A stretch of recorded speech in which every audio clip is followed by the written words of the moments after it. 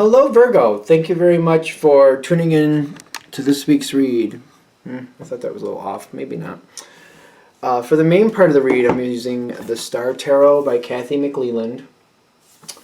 On the back here is, or on the top is her website, kathymcleland.com.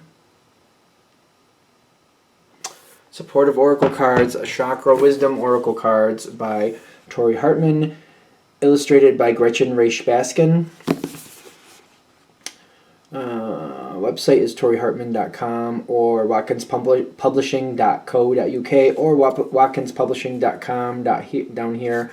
Whatever works best for you, feel free to check that out. What do we have for Virgo? Energy is pretty calm. I like it. It's pretty good. It's feeling comfortable to me anyway. Let's see what we got here.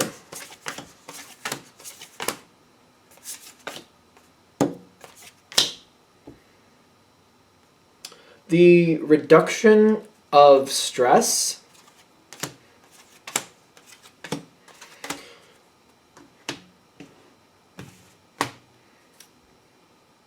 I don't think this is going to be difficult. I feel like I just have to, when I'm feeling this, it's just like I have to accept what's happening. Because I think the energy that's leaving was very restrictive, but you were used to it. It's the Devil card, which sometimes talks about Capricorn energy. And Capricorn is actually compatible with Virgo. Virgo can do well with rules, especially if the rules make sense and they get a good outcome. It's kind of like, all right, I mean, it's kind of restrictive. It's kind of hard to deal with, but I can make that work. I can make the best of it. I'll just do what I need to do, and I'll stay on pattern. I'll stay on point, and I'll handle it. Virgo seems to deal with the devil quite well. Kind of like, well, that's how it is, so I'll handle it. Virgos also can be a very good energy in the sense of like, well, this isn't really working that well, so I need to be very careful and delicate to move out of it. But the further I get away from it, I'm going to stay. Like, I'm not backtracking. It's kind of like slow but steady progression away from this type of energy sometimes, which usually becomes very sustainable, very kind of like once it's done, it's not coming back. So Virgo tends to handle that fairly well, in my opinion, when you're going the right direction. Just to be fair, because I know this is going to come up. If you go the opposite direction and you kind of double down and get a little stronger or a little closer to the negativity, it can get slowly but surely much worse. True. But I also think of like Virgo, once you understand what's happening and what you really want, you decide where you want to go and you get there. It might take you a while, but you'll get there. And I feel like whatever's going on with this, that's the trick with this. Because like the reason I'm talking about you have a compatible energy to this, kind of like you handle it fairly well, is because a new phase is coming in, and this last one is ending, but you were used to it. It's kind of like, you know, I knew how to handle that. I knew what to do. I knew what to do with it. I knew what I was doing. I knew what to expect. It's kind of like, to me, this kind of feels like one of those situations where it really wasn't the best, but I knew what to expect, so I was comfortable. I feel like it's something like that. Like, I didn't really like it, but it was comfortable, so it was manageable. So, and it's kind of like I didn't really want to shake it up too much because at least I knew what I had, and I didn't want it to get any worse. This is definitely ending, but you seem to be having a hard time accepting it, just a little bit. Because it's kind of like, all right, that goes, but what takes its place? I think that's what's bothering you when this starts. Because it's kind of like, all right, that's going, but what's going to take its place? And another compatible energy is going to come in, which is very interesting. You got a lot of earth that's changing over. It's like one earth is giving into a different type of earth. So it's one thing that lasted a long while. It's shutting down and going away, and something new that's also got a lot of longevity. This next one, I feel like they're giving me the signal it's going to last a lot longer. But I also feel like you're going to like it a lot better as long as, you completely let the past disappear. This might go, to start with, you might need a way to release that energy. That's, that makes you feel like you actually did something with it. How do I explain this? The last energy needs to shut down, but needs to be left in the past. It should not come into this next situation. And I feel like a journal might help. Something like that. Something where you're acknowledging it. You don't even have to journal if you don't want to, but like at the end of the night, if you just say, that's gone and this is new, and like what's in the past will stay in the past. You just remind yourself what was in the past and keep looking at like that's over, that's done.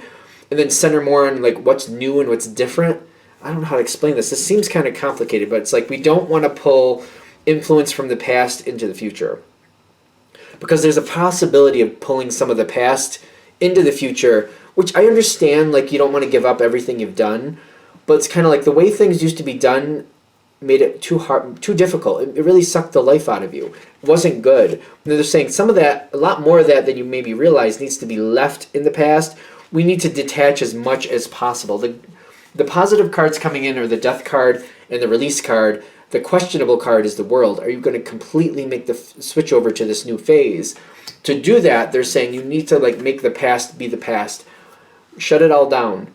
Like move away from it completely. Like if you have to change the color scheme, if you have to change, your wardrobe, if you have to change your hairstyle, the way you do your makeup, or if you don't do makeup, whatever you do, the way you dress.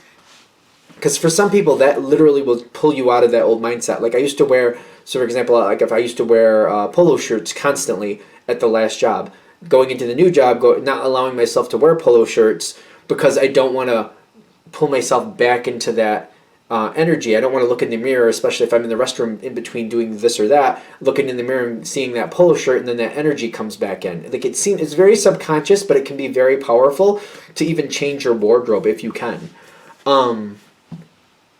Because I feel like we really want to leave this other energy in the past. You got a whole new energy coming in. And once that energy stabilizes with the Hierophant and the Three of Cups, it's going to like stick in a pattern. You got Judgment and you also got the Ten of Pentacles. There's a lot of Earth. The Hierophant is another Earth card. Ironically, it's Taurus, which is another Earth sign. Another very compatible Earth sign for Virgo. There's only three of you, obviously. But it's going to stabilize, it's going to like the new pattern, and it's not going to bend on it, which you can deal with. It's going to be very restrictive, but if you get to have your say and leave the past in the past and create this in a way that it's kind of like, all right, there's a lot of borders and boundaries here, but I like these borders and boundaries. It makes me feel secure. It doesn't make me feel trapped. It makes me feel secure. That's better. Like boundaries and borders aren't bad as long as they make you feel secure and not limited or like blocked off from something you want. Like it's kind of like I have that to define what's mine and where I feel comfortable, not so that I can't grow. I don't want to be stunted with my growth. And that's what we want. We want to make sure also when you're setting this new pattern up, you have enough room for yourself to grow as much as you feel necessary. I feel something like you prefer a limit. I don't know why, but I do feel like you prefer a limit with whatever the subject is. So it's kind of like when I'm saying this, for example, if I'm going to take care of a house or something, I don't want to have to take care of everything all the time. The limit would be, say, for me, I would say like I'll clean up the kitchen, I'll clean up the bathroom, but then it's like, all right, other people need to clean up the living room. Other people need to clean up the outside. Other people need to clean up the front porch. Other people need to clean the bedrooms. Like as long as we that's like the limit that's a positive limit in my opinion. I'll do these, but I'm not going to go into those, and we sustainably set up other people are going to do those just to make it simple. To me, that's a positive limit, like a limit that you want.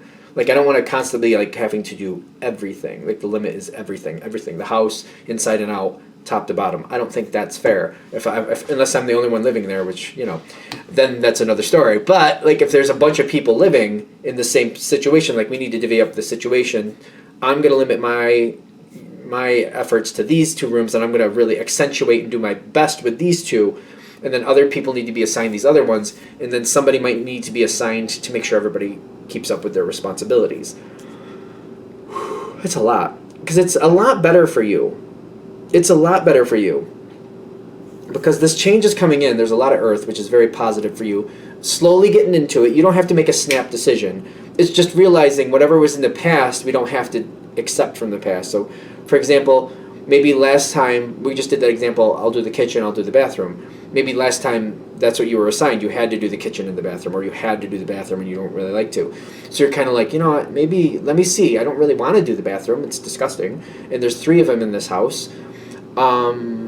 Do I have to do all 3 of them? So it's kind of like, let's see. I'll do the kitchen, and the kitchen's a lot. The kitchen can be a lot, let's not forget.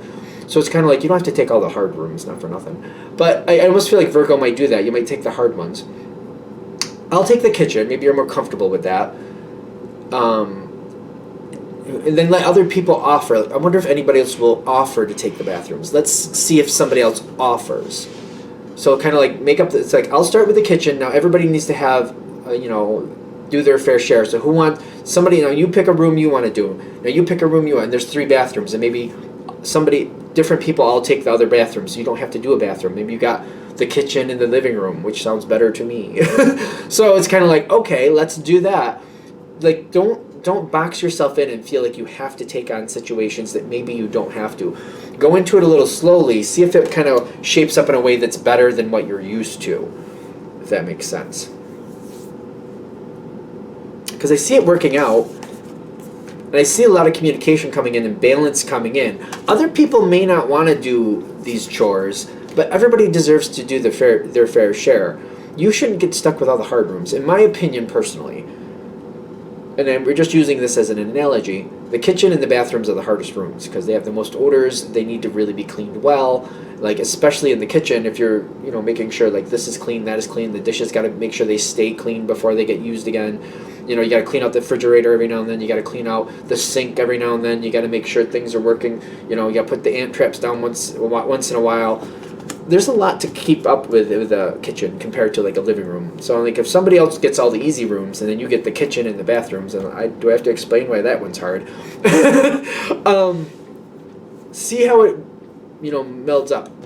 Yeah, other people don't want to do those rooms either. It's an analogy, obviously, but doesn't mean you should be the one, footing the bill. They can do their fair share. If somebody gets, if there's 3 bathrooms and one person gets each, and you get the kitchen, you still got the hardest room, in my opinion, because unless the bathrooms are horrifying, which they could be. But it's fine. If that's the hardest room they got to do, they'll make it. They'll be okay. It's not fair that you should get stuck with it all. Is that it? All right, I think we're there. I hope that helps.